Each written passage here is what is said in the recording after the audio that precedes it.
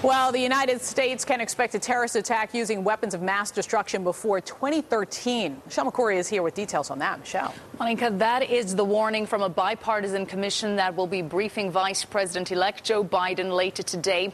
The Commission on the Prevention of Weapons of Mass Destruction, Proliferation and Terrorism says the Obama administration must prepare to face terrorists with biological weapons. That commission is led by former Senators Bob Graham and Jim Talent and believes terrorists are more likely to get biological weapons before nuclear or radioactive weapons because nuclear facilities are more carefully guarded.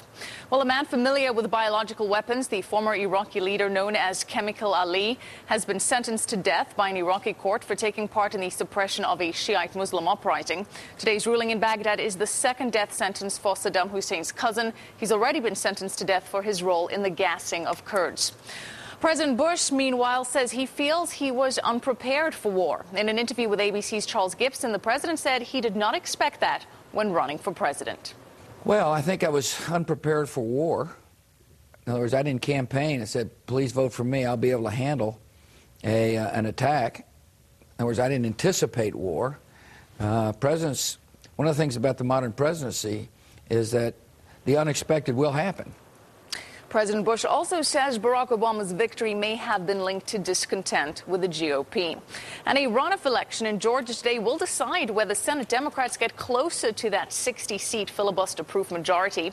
Georgia voters will decide one of two unresolved Senate races. Republican incumbent Saxby Chambliss faces Democrat Jim Martin in today's runoff. Chambliss is seeking a second term but fell short of crossing the 50% threshold in last month's three-way race. Meanwhile, in Minnesota, a recount that could take weeks is still underway. Well, further afield, Thailand's constitutional court has banned the prime minister from politics for 5 years and has ruled to dissolve the country's ruling party.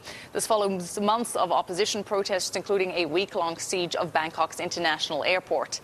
And India is trying to calm rising tensions with Pakistan in the wake of the Mumbai attack.